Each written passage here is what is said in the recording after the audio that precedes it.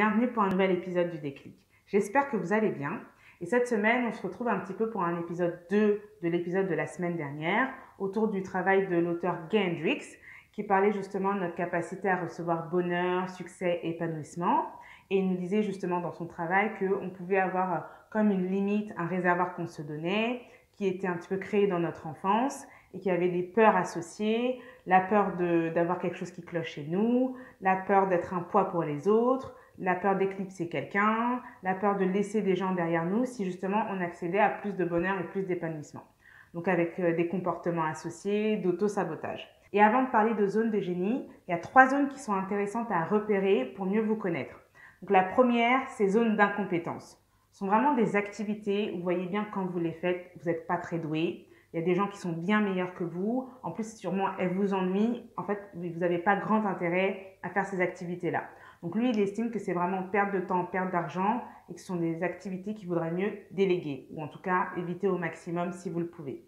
Après, la deuxième, c'est zones de compétences. Ce sont des choses que vous faites bien, globalement, bien. Le résultat, vous avez le résultat attendu sans trop de problèmes. La troisième zone, c'est la zone d'excellence. Alors, c'est là qu'on est vraiment dans des choses où vous êtes très doué, où vous êtes très bon, vous avez de très bons résultats sans trop d'efforts. Et souvent, c'est reconnu par l'extérieur. On va souvent vous appeler pour faire ces choses-là. Vous êtes bon avec les chiffres, vous êtes bon à l'oral, enfin, vous avez une capacité d'organisation, enfin, des qualités qui sont repérées chez vous où souvent, justement, les gens viennent vous chercher pour ça ou même vous les reconnaissez pour vous-même. Et là, le piège pour lui, c'est un petit peu de rester bloqué à sa zone d'excellence en disant « Ah, bon, ben là, je suis bien ». Et là où il voit le problème, c'est que souvent, on peut être dans cette zone-là, mais au fond, on a l'impression de ne pas exprimer son plein potentiel. On a le sentiment qu'il manque quelque chose. On a un sentiment de manque de sens. En tout cas, il y a ce côté, au fond, c'est pas assez, c'est pas suffisant et il en faut plus. Pourtant, on est dans une zone d'excellence ou dans une zone où on est très doué. Et bien justement, c'est parce que pour lui, il y a un autre palier qui est vraiment la zone de génie. Donc dans cette zone, on utilise toutes nos forces et c'est là que la magie opère. Donc lui, il propose 4 questions à se poser pour la repérer. C'est qu'est-ce que j'aime le plus faire, sans ennui, sans fatigue? Quelle activité ne ressemble pas à du travail pour vous et qui pourrait être considérée comme du travail pour quelqu'un d'autre? Faire ses comptes, organiser un événement. La troisième question, c'est dans quelle activité vous avez le meilleur rapport entre le temps passé et votre satisfaction.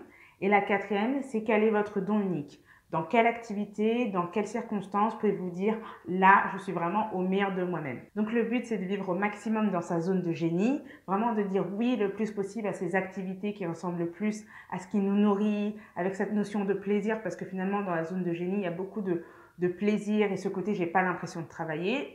De dire non le plus possible à ce qui n'y ressemble pas. Après, c'est pas toujours possible, mais c'est d'avancer tout doucement pour que justement, ce qui prenne le plus de place dans sa vie soit des choses qui relèvent en fait de notre zone de génie.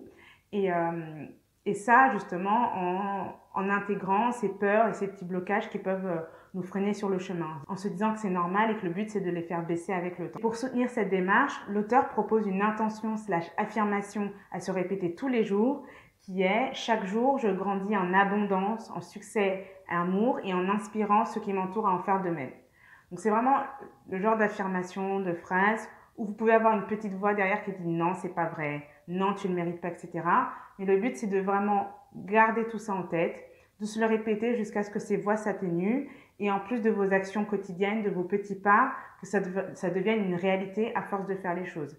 Mais vraiment cette idée que le but c'est d'être dans sa zone de génie et après de grandir, de s'étendre dans sa zone de génie. Donc voilà, j'espère que le fait d'identifier ces 4 zones pourront vous aider dans votre introspection.